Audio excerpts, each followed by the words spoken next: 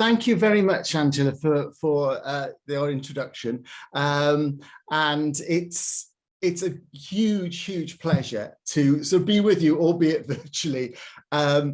Greece, and particularly Athens, feels like a sort of second home almost. I've know so many people there, and it does feel like family. Okay, so I'm going to talk about digital thinking, seeing the world with digital eyes. I'm so school a bit. I've got a bit of, okay, yes, we had a bit of talk about that. So yes, so I'm not, obviously not with you today. I'm from the UK, and for those who don't know the geography of the UK very well, I was born in Wales, and I live in Wales and work in Wales, which is the little bit that looks like the head of a pig on the left-hand side of the picture there. And actually, pigs are deep in the mythology of Wales, and like Greece, mythology and legend are sort of intertwined with the landscape of the country. As Angela mentioned, also, I don't know if you can see my map, the thing, the Tyree is the little island up there, just below where it says Island of Skye, and I lived there for a lot of years. But currently, I am back in Wales. I also walked around Wales in 2013, about a sort of 1,000-mile journey, just as it was a sort of homecoming. And then some years after that, I've moved to Swansea University, and I'm director of the computational foundry there. Yes, as actually Angela sort of said this a bit already, the foundry, it's partly a building, and a lot of money went into building the building, but it's also about community, both of mathematicians and computer scientists, but also the digital threads that go through the university. But even more so, it's a mission to do this fundamental work that really makes a difference in the world. So I'll have little elements of that too. And again, as Angela mentioned, I'm part of the Not Equal network, and responsible for the Algorithmic Social Justice Strand, which is a network of people who are interested in the impact of digital technology on social justice, and the way in which that can be used. It can become a positive as well as preventing some of the negative harms. There's lots of things I'm not going to talk about today, so I'll just pop up the slides. If any of them you think, oh, that looks interesting, you can always contact me later. In particular, I won't talk about, I won't talk about slow time because it always takes too long. And in my spare time, I do things like model regret, but and the emergence of self, little things like that. Okay, but what I am going to do is talk about two things. So first of all, I'm going to talk briefly about never have a term you can't say, deep digitality, which is about radically reimagining what digital technology can do. But then use that as a lead in to the main topic, which is about digital thinking. And it's about patterns of thought and ways we can approach design given a digital world. So I'm going to start off with the deep digitality side. So as mentioned, I come from South Wales, and I've got Cardiff and Swansea. Cardiff was where I was born, it's the capital of Wales. Swansea is where I work at the computational foundry. Above Cardiff and Swansea, and this is the southern bit of Wales you're seeing, so it's the little nick at the bottom if you can think of your map of the United Kingdom. Above Cardiff and Swansea are the coal valleys, and these were absolutely crucial to the economic development of Wales. The coal from there and also the iron ore from there was used. The first £1 million cheque was signed in Cardiff port related to the coal and steel industry. And so this fueled both the Industrial Revolution, post-Industrial Revolution, but the industry around those areas. Crucially also, Cardiff steam coal was crucial for the maritime industry of the whole world, because it was what was used in many ships. It's a very, very critical area. However, what I'm going to point to you here is I'm not showing any coal mines. What I have shown is the river pattern, and it looks quite reasonable. It's a mountainous area north of Cardiff and Swansea, and the rivers flow out of the mountains to the sea, which looks absolutely reasonable. It makes total sense until you look at the underlying geology of that area. And the area is a syncline. That is, it's a bit like a bowl shape. So all the rock strata are lower in the middle and come up at the outside. Now that was crucial for the coal industry because it meant the coal seams were exposed at their edges because they were brought up and cut it into the edge of the mountain. That meant people knew there was coal deeper down and then dug the deep pits, which are what drove the industry. And in fact, they're sort of archetypal of when I think about Wales. It's the miner, so the dark black-faced miner with coal dust embedded into their skin, and the lamp at the top is my image of Wales. But the land is this incline. So why isn't there a huge lake, perhaps, in the middle of those mountains? Or at very least, a pattern of rivers that goes inwards, almost like a fan, and then one huge river that comes out. The river pattern does not reflect the geology. And the reason for it is one word that I remembered from my geography lessons when in school. It's a superimposed, or that's two words, one phrase, a superimposed drainage pattern. What happened was, the land didn't used to have the geology shape. It was flatter, and the river pattern formed before the syncline formed. So what happens is the geology changed millions and millions and millions of years ago, very slowly. The land in the middle sank, the land in the outside came up, but the river patterns that had been set in place before that just cut their way through. The river patterns we see now do not reflect the underlying geology. Now, that's a little bit about Wales and geography and geology, but the reason I'm telling you this is I believe that this is what is happening in our world with digital technology. The geology, the digital geology is shifting between our feet. What is possible is changing. And yet the way in which we use digital technology is very much following the patterns of the past. The social and digital topography of digital technology, the way it appears on the surface, is rooted and deeply patterning itself on the physical organizational constraints of the 19th century and before. So when you have an industry, what happens is, or whether it's health, whether it's education, whether it's industry, the digital technology goes to some existing bit of it and just changes it a little, but doesn't change those deep underlying patterns. They are sitting there from the physical past. The geology has changed, but we have not. Now, there's exceptions to this, but as a large extent. So one of the things, actually, I wrote an article, this is a few years ago now, in Sikai Bulletin, which was Sikai Bulletin or Interactions, one or the other, which was a what if, it was one of their abracadabra column. And it said, well, what if I had a magic wand, and if the Silicon Revolution, if we'd had computation, digital technology, before the steel revolution, if the digital technology had even perhaps been before the Medicis and the nature of finance could be different, what could the world be like now? Now there's what would it be like, but what could it be like? What are the potential ways the world could be if digital technology had been there before? And if any of those are good ways, can we actually shift things so they move in those directions now? So what I'm trying to do is do these radical reimaginings, sort of looking at everything from health to commerce to industry and say, what could this be like if you were just to start with completely clean slate, if sort of the social organizational structures were absent, and if, back before the first factory, before the first university, before the first doctor, digital technology being available, what could things be like now? So it's a very radical way of looking at things.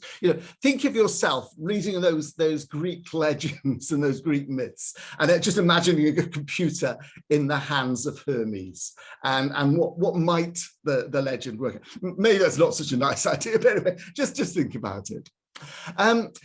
There's lots of examples you could do, but I'm going to just talk about one example of the way this could be, and this is an envisionment. This is nothing that's happening, but one that's possibly close, wouldn't be too difficult to achieve. I don't know, in the UK, there's been we've lost, one thing that technology has done, it's got, high-end jobs, yay, if you've got you're a graduate engineer, there's jobs for you. But the middle, and there's lots of, there's the gig economy has doubled, tripled in size of the last few years, massive. So there's lots of jobs, should we say, at the sort of bottom end of the economy. There's lots of jobs at the top end of the economy, but the middle, the skilled manual work, the things that actually the coal miners used to do, has disappeared. So technology has removed the center ground of employment. Now, when people talk, and sometimes they do, about how you can bring industry back to Britain, you can imagine post-Brexit, there's a lot of this kind of talk, but this has been going on longer before. This is true across industrial, and especially post-industrial Europe. the normal way that people think is you build this huge factory, you stuff it full of robots because you know the labor is going to be too expensive. You stuff it full of robots. You have half a dozen sort of really highly paid people managing it, loads of people who basically clean the floors and make sure that the robots have what they need to keep them going. And that's it. You do not address the jobs in the middle. And at the same time, you destroy the jobs where, and particularly I'm talking the fashion industry, where, say, clothes are produced, but it's equally true whether it's cars or electronic goods. So you destroy the distant economy and don't actually create real jobs. So I imagine how could this be? What might this be like? It's a different way. So so just imagine you go into a clothes shop. And I think in Greece, this might actually be closer. This doesn't happen in Britain. So, but certainly in the UK, imagine going into a clothes shop and you try on a pair of trousers, perhaps. And I don't have many pairs of long trousers. Those who know me know I always wear shorts, but I've brought a pair of long trousers to demonstrate, right? So you try on your trousers and you think, I like these trousers, but they're not quite the right size. We need to. So you get measured, possibly digitally measured, possibly an old-fashioned tape measure in the shop. And a day, 2 days later, you get either a phone call from the shop and you go to the shop, or possibly delivered to your house, a pair of trousers. So what's happened? So what's happened is, anyone who's made their own clothes, either you might make them from scratch, but you use the pattern. Well, no, when you buy pattern pieces, you don't get a size 8, a size 10, a size 12 pattern piece. You buy a range. It's something like 10 to 14s. But what you have is several cut lines. You can see that in the picture there. And when you make the clothes, you cut the cut line that fits you. But of course, if your hips happen to be a bit wide and your legs perhaps a bit more narrow, you might perhaps use the outer cut band, perhaps the size 14 cut band for your hips and the size 10 cut band for your legs, or vice versa, depending on shape. I've always had that problem that my hips are too big for my legs. So what you can imagine happening is somewhere where it's cheap, existing patterns here, use existing patterns, the trousers are made, but the waistband is made, the zip is made, the complicated bits are done there, but perhaps the outer seams are left open. And you may make several sizes of these. It's not that you make one size fits all, particularly the waistband's complicated. So you might deliberately make the waistband complete. So it might be the waist is a fixed thing. You have different waist sizes and perhaps a few different sizes, but the length is left long enough for everybody. And what happens is, close to the market, in the places where jobs are often destroyed in Western economies, close to the market, you have a fairly traditional sewing shop. And what happens is the person is sitting there and beside them, there's the little thing that says, now you need to make this particular pair of trousers. And it's a pair of trousers per Allen. And it says you need a blank, this particular blank size. So either you get the blank size or perhaps somebody's prepared it's there for you. You get that blank size, scan it, and that'll double check you got the right blank size. And it says for this person, you need to trim the material here, perhaps trim the length of it. You want to put the hips to this sewing line that's sort of marked on the back of the fabric, and you do the final finishing close to market. So this is a bit like what would have happened in a more traditional type of tailors, where there was an adjustment done in the shop by the person measuring, looking at, but done in a slightly more automated way. Now, that's an envisionment story, but when it's very close, you can imagine that happening relatively easy. It might add perhaps 10, 20% to the price of things, because some of the manufacturing is being done with a more expensive workshop, but a lot is still being done in traditional ways. So it's a relatively small change in the cost, but gives you better, as in better fitting clothes, hopefully therefore ones you wear more often and don't throw away. I mean, fashion is a huge issue ecologically. But also creates skilled manual jobs close to market. Okay, so that's a nice story, you know, and it could happen, it might not happen, and you can think of different ones in different areas. One thing I want to point out too is I haven't actually used a lot of digital technology here. So the bit that sort of perhaps passes the information back to the person, perhaps puts it on a little screen by their work area. Okay, that's digital, but that's digital technology that's 40 years old at least, certainly, just be able to set past something. It would be certainly useful to be able to have a unique code, so possibly not a barcode, but an actual QR code with a long identifier on the piece itself to make sure that you get exactly the right size. But that's not particularly heavy in technology. However, the way of thinking that says you don't need to have the same size of clothes in every shop, that's a digital way of thinking.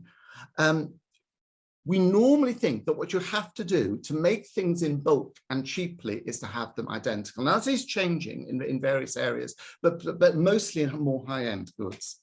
It's a digital way of thinking to say, actually, we can make things that suit an individual.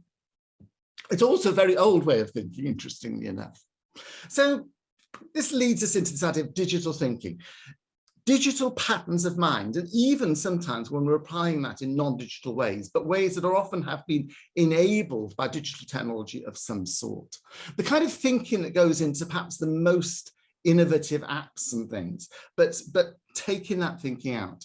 I've been trying to abstract that, get a handle for it. It feels there's something there. Now, there's lots of these ways of thinking, and so I'm a little worried when I talk about this, about that I'm just introducing yet another buzzword and a little bit of brand marketing, but no substance.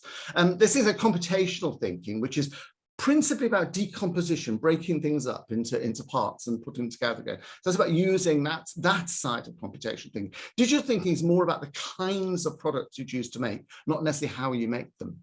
There's obviously design thinking. It is probably closest to that, but that's a sort of broader thing.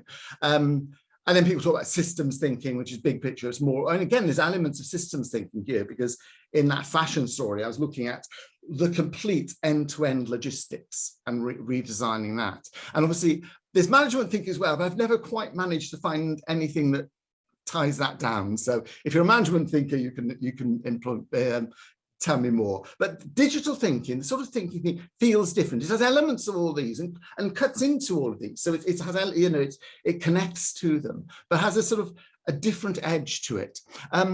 In addition, but it's completely different again. But in case I've been talking recently also about qualitative quantitative reasoning, which is about qualitative thinking about quantitative phenomena. Again, that intersects. That's about understanding the nature of, say, big data without necessarily being able to program it. But so that's, again, an enabling thing for thinking digitally, but it's not about this digital mode of thought. So what is this digital mode of thought? Well, first of all, I am taking personally, I've been thinking about it for a little while now, but still I feel I'm in first steps in this area. I'm trying to make sense of what it is, these differences, these subtle differences we have when digital technology starts to interfere or get into the way we think about the world, and to tie that down. So I have some ideas, but it's by no means a complete or a finished picture. And so I'm really interested in the kinds of thoughts that you have, but also there may be examples you've got that that you can show me. That would be really good. There are a number of things about digital technology that enable these different patterns of thought. Some of them are fairly obvious, some less so. And again, this is probably, I'm sure, not a complete list. So one of them is obviously cheap computation, the fact that now you can get substantial computation in packet size as well. I've been involved in designing, this goes back 15 years, 16 years, digital lighting systems where you put a computer behind every single LED, and the cost of the computation there is less than the cost of the LED. So you're putting a whole computer that costs less than the LED that it's behind. Also cheap sensing. Actuation is more difficult, and that's quite crucial, but sensing, the ability to sense, we know sensors are everywhere in our environment. If you're sort of smart homes, smart cities, on your mobile phone, everywhere. Another fairly obvious one is ubiquitous communication, the fact that communication is easier. And in that fashion story, you notice communication was the crucial bit there, to be able to communicate things. Digital fabrication, not essential. So again, fashion story, you could do with some digital stuff, but actually the whole point was there are times when actually manual work makes sense. But digital fabrication is changing and makes, again, the kinds of things you think are possible start to change. And then last in this list, I'm going to put the changing role of money. And I think that's least obvious. I will expand a little on that because of that.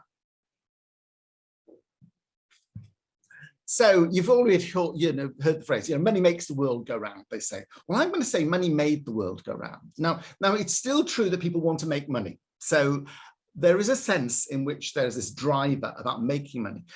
But there are also senses in which the role of money has changed in the last 10 to 20 years, and particularly accelerated more recently. Now, I'm not talking about Bitcoin here. So clearly there are some substantial changes with those sort of currencies. But those digital currencies are not the only thing that has changed. And there are two roles to money, I'm going to say. One is a value role to money, and Bitcoin is more about the value role of money. But the other role of money is what you think of as the information role of money. And it's the basis of market economy. So when people talk about the hidden hand of the market, it's the way in which money and the fact that people are willing to pay for certain things in certain places drives the production process. The way those meet each other is oiled by the money, not just the fact that money is paid, but it is the passer of information. So when you buy something in the shop for a price, what you're saying to the shopkeeper is, this is worth at least this much to me. And if lots of people do that, that's saying these people want these things at this price in this place. When that shopkeeper runs out of that thing and puts their next order into their supplier, the supplier is getting a message that says people in this area want this thing at this price, or if they're not getting many orders, that they're not. The information about who wants what, and similarly on a supply side, you get similar things if the farmer is selling their goods and things like that. You get the passing of the information about what is available and how valuable it is to people. So what is needed and how valuable it is to people, and what's available and how complex and costly it was to create, is passed by the fact of buying and selling. Buying and selling is passing information, and that's what makes market economies work. But it's no longer needed. IT often passes information far better than money does. Money by its very nature loses information as it's aggregated. With IT, you can retain the information that says that person bought that thing. So when you use a store card, as opposed to when you use, or when you use your credit card, as opposed to cash, the credit card actually says and retains the information of who paid what for what. So it's very deep information. This is reflected, I like this, in the messiness of our world. So this is a picture of a kitchen cupboard. I say this is high diversity density. The information density of a cupboard like this is high. If you pick up one can, there are some cans of beans, a couple of cans of beans at the top, but there's also, if you pick out one can from that shelf, you have very little knowledge about the next can. So the next can has a high information content. So there's a lot of information here. The entropy is high. If you look at the supermarket, the entropy is lower. If I take one can of beans, not only is it likely that the next can of beans is also a can of beans, but it's also likely to be a can of beans with the same brand. So the entropy is much lower in the supermarket shelf. If you then think about the lorry that brings that stuff, it will have even more of the same brand of the same product together in that lorry. If you look at the warehouse where it came from, even less information. And there is a direct and a necessary relationship between the information, the physical information embodied in the goods at different places, and the information that flows through the system. So traditionally, the money as an information passer would lose information as it got aggregated about exactly who wanted what. The volumes or the number of the same things together increase as you go up the slide chain. You have bigger pallets full of beans. And so the diversity density, the information is higher. And you see that in the physical nature of that cupboard lower down towards consumer. However, digital technology allows you to push more information up. And therefore, we actually see higher up the supply chain, much more information available. So you have, if you do an order from Amazon, or if you do an order from an online supermarket, closer, it might be something at that supermarket, but even at the warehouse, you end up with a box full of things that are all different. So the volume, the per item volume is reduced. The information increases, the diversity density increases, even quite high up the supply lane. The nature, now, why am I telling you this? It's because one of the reasons we have centralized logistics and distribution, one of them is about economies of scale, and that is breaking down with much more flexible manufacturing. But the other is about the nature of this information, that you don't know who wants what where, and because with traditional markets until you move the goods out. So you have aggregated knowledge centrally, and in some sense the large factory is an aggregator, or certainly the large warehouse is an aggregated knowledge as well as of goods.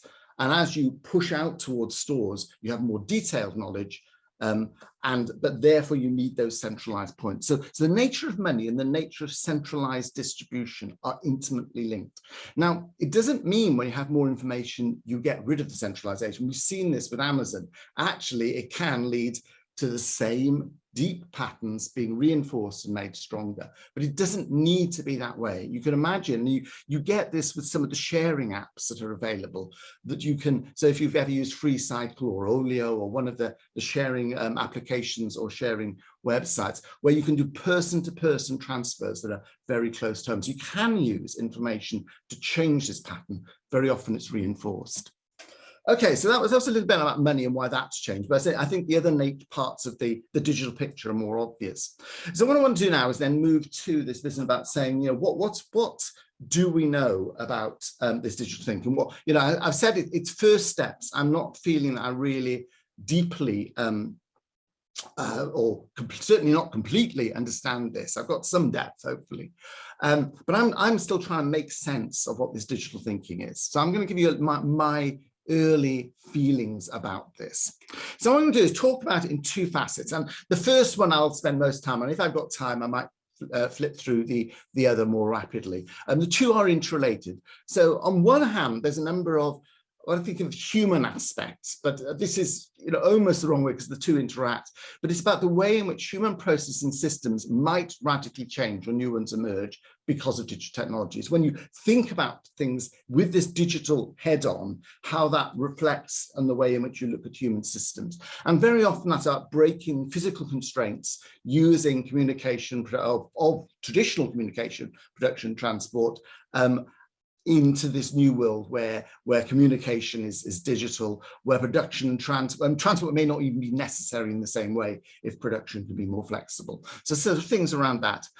There's also an engineering side in the sense that we can design physical systems differently given the nature of digital technology. So because we have digital technology, our physical designs can actually be different. And sometimes that's because the digital technology is embedded in the device itself. Sometimes it's because digital technology is part of the manufacturing process. If you think about the whole manufacturing 4.0 and obviously digital fabrication and things like that. But it's not just about it. Sometimes it can be either way around.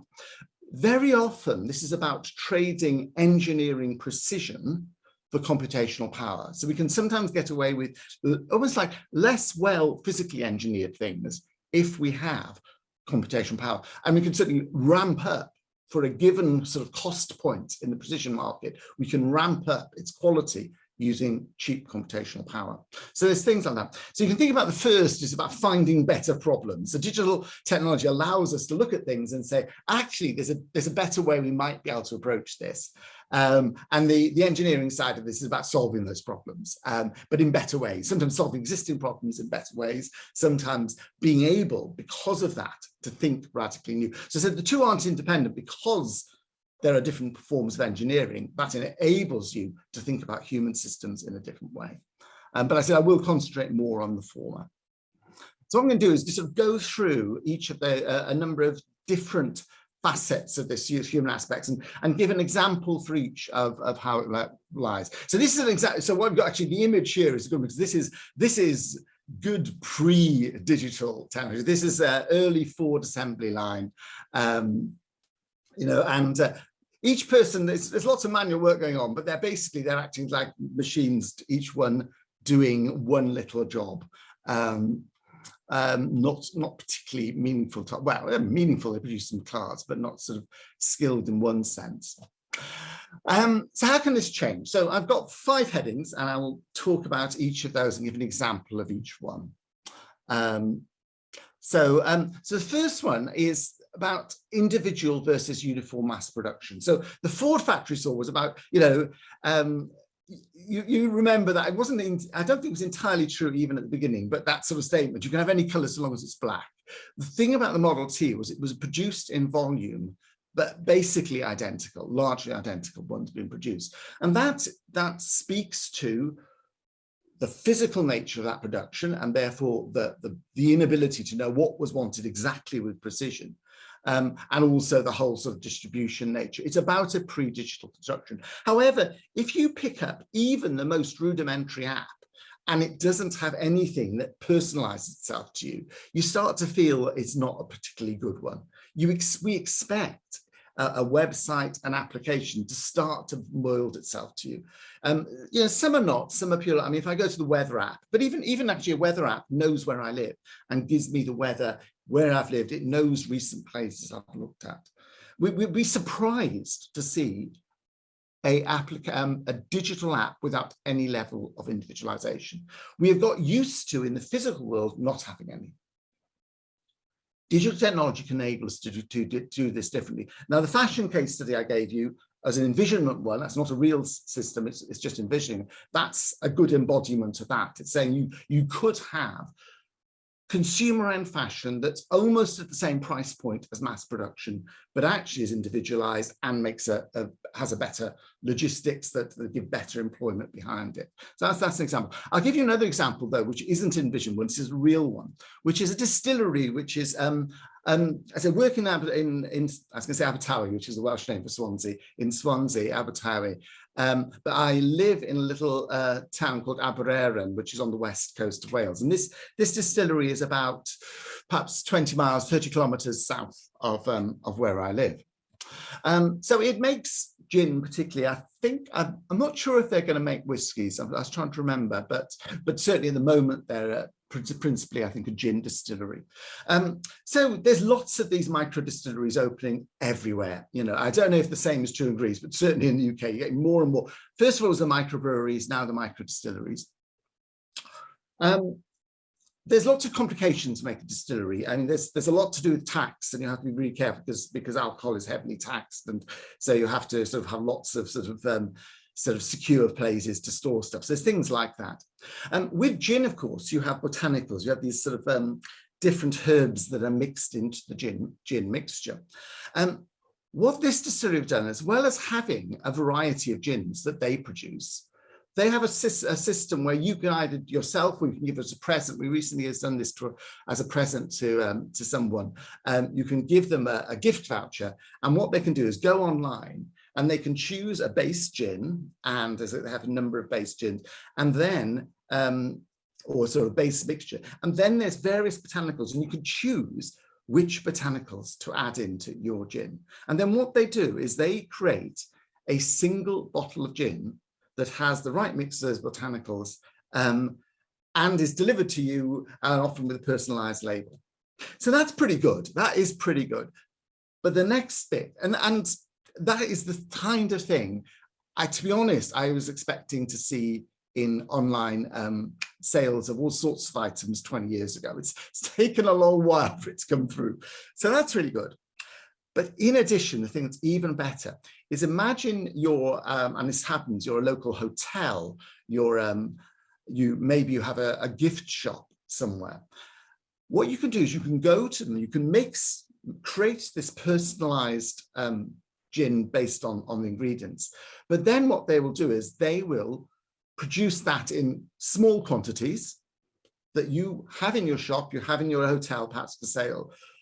with your own branding on. So they manage the labeling, the bottling, the mixing, the legalities of dealing with alcohol production, which are complex. But what they then enable is lots of small brands, micro brands, who can then sell on. So they've really leveraged both the digital self, but also their productions, their physical production mechanisms. But those have to have, rather like the fashion. I've not been to visit, so I'm not sure what it looks like, but I'm imagining they will have some, they might have printed it out. It might actually be on print based, but there'll be something that says, this bottle needs this, this, and this. Oh, you know, this run of 10 bottles need these mixtures, and they'll be doing that. And they've optimized their processes to make it easy to do that. You know, so you start to see how industries can alter themselves quite radically. Okay, next heading, distributed versus centralized. I think I've talked quite a bit about this when I talk about money, the way in which the nature of money, as well as the nature of mass production, as the economies of scale of traditional mass production, drove you towards centralized logistic models. What we've seen, and these vary in the digital world, we shift whether we're centralized or distributed depending on various cost balances and things like that. It's less fixed. It's not that sometimes we use centralized things because they're more efficient. You know, you might use cloud storage, sometimes use distributed computation. It's normal to see that as not something that's given. Everything that's cheap is centralized, but actually something that flows in either way. Sometimes the easiest to produce systems are ones that do more distributed computation. We push, you know, might push computation into the browser from something like Google Docs. I'll give you a case of this. Again, is an imagined case study. So when you buy a washing machine, it comes and literally shrink wraps. There's often a lot of plastic packaging around it.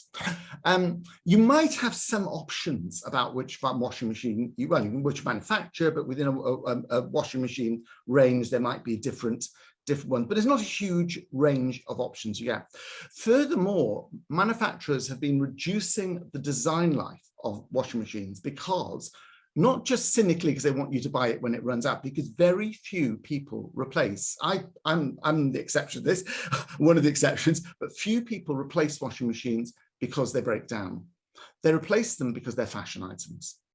Again, I'm not sure if that's different in Greece and the UK, but people just redo kitchens every 3-4 years, or certainly replace the white goods just because they're starting to look a bit shabby. So just imagine if some of that washing machine, perhaps the drum and stuff, were still made in big factories and are distributed. But two things. One is things like, say it's the pump, is the design of that is licensed rather than iTunes model in a way that you pay a royalty if you produce one. And when something goes wrong, the white van comes outside, the plumber comes into her house and she says, oh, it's the pump that's gone, I'll print you a new one.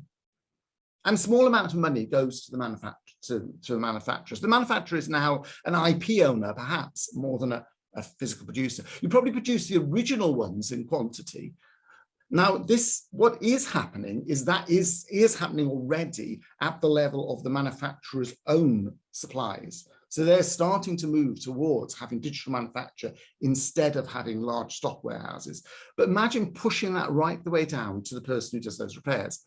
So one is that would make it cheaper to do repairs, and therefore it's not the case you say, oh crumbs, it needs a new circuit board, we'll bin the machine because it's cheaper to buy a new one. You could actually start having repairs. However, even better, imagine 3 or 4 years on, this washing machine, it's starting to look a bit grubby at the front. The person wishes they had, perhaps, they only use 3 or 4 programs. Actually, they really prefer to have a washing machine with a few fixed switches or something like that.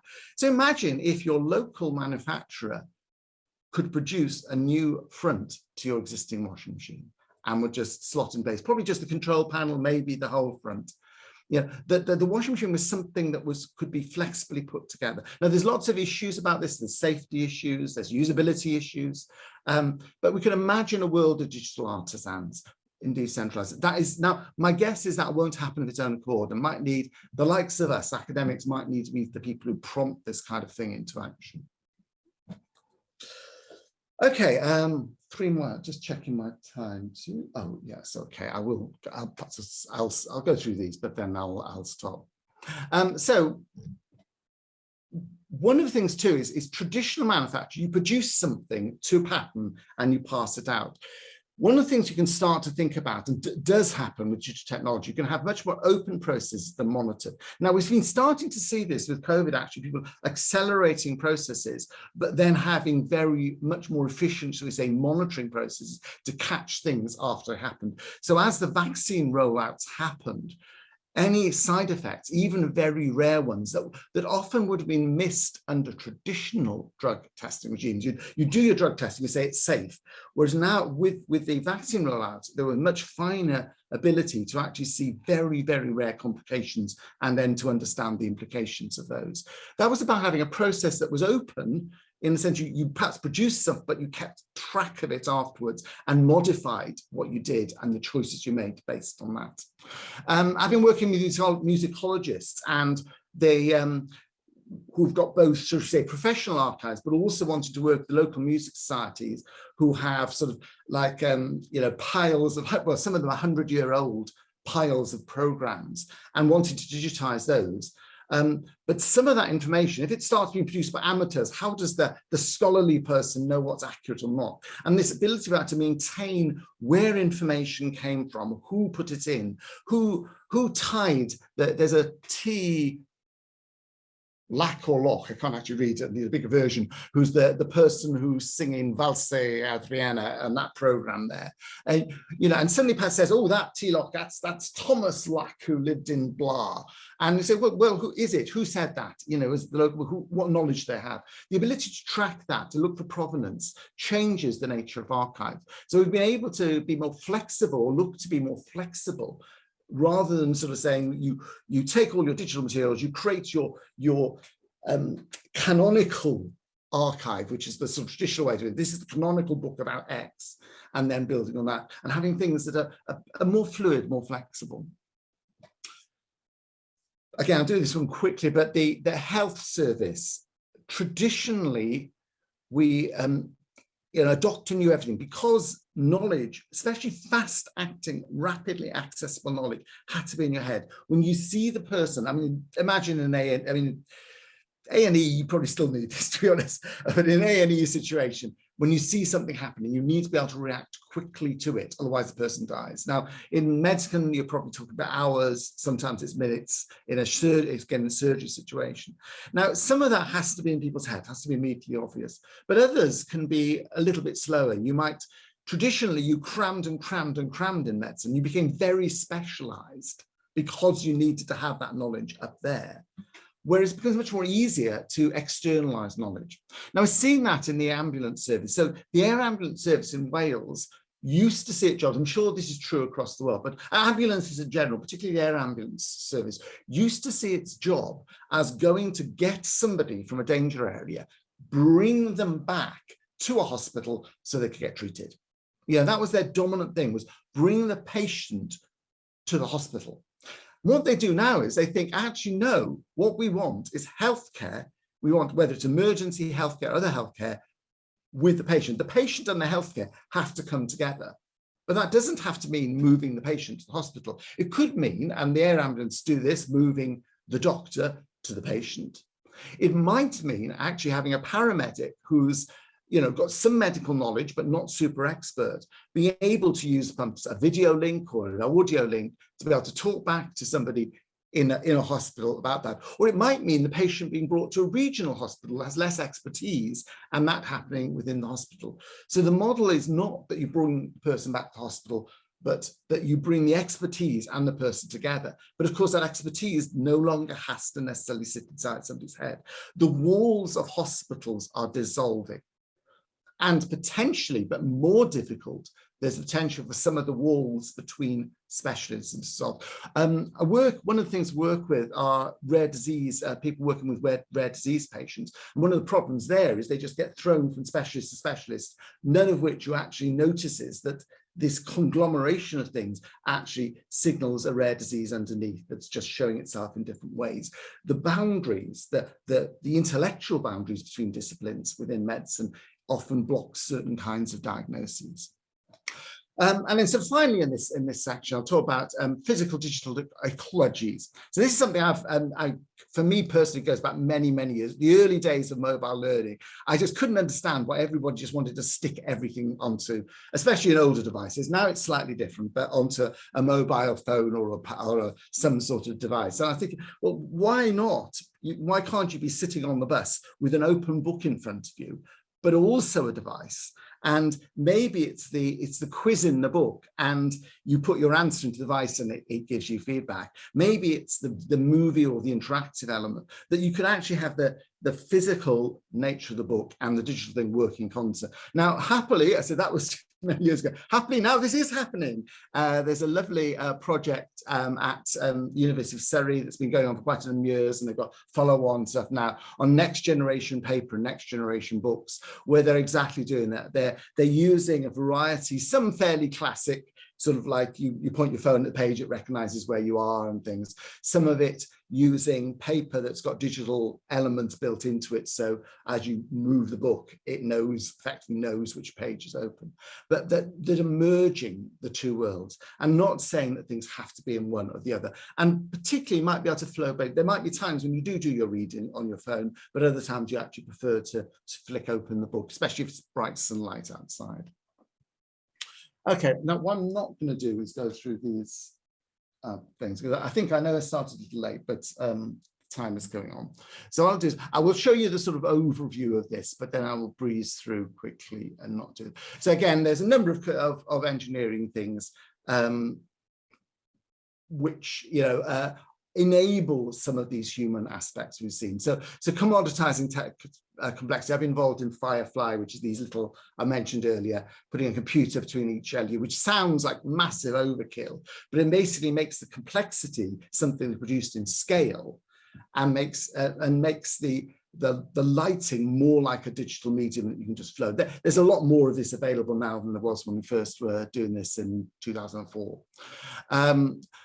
I mentioned that sensing is easy, so we can see a load of things. This goes back to the universal governor and steam engines, but something like a Segway, the way it works is instead of being stable, it's unstable, but uses sensing in order to make work. A lot of autonomous cars using these kind of things. So things don't have to be as super accurate if you've got good sensing and fast sensing and fast computation. Again, I won't go into it. You know, we can sometimes trade off sensor accuracy as well against computation. I've been involved in that. Again, with the Firefly, this is these lights. You can just stick them wherever you like, wrap them around your Christmas tree. But afterwards, we use sensing and to measure where the lights are, and we use the computational power in order to triangulate where the lights are. So we don't have to put a light in a precise location. You go do it the other way around. We put the light where it wants to go, and we let the computation manage the rendering.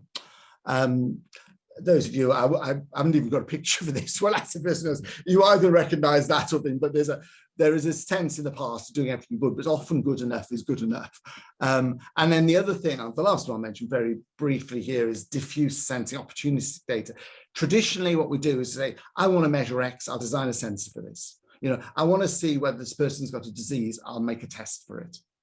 And obviously you've got this with sort of PCR tests and lateral flow tests for COVID. But in the UK, and I'm sure there were similar things elsewhere, very early on, there was an application launched where people just said, I feel like this today. And that's been used very strongly for doing population level mapping of where there are COVID hotspots, seeing new patterns emerging, but just using the fact that there's a mobile phone there and people putting some. Now that people are putting it in for COVID reasons, but of course, if you had any sort of health app where people are entering that anyway, you can start to see ways to use that data. And particularly, I mentioned the rare diseases. You can imagine that much more easily picking those up than traditional mechanisms. You know, once you know the person's got the rare disease, you give them the specialized test, but there are hundreds of thousands of rare diseases, each of which only affect, you know, perhaps thousands of people worldwide.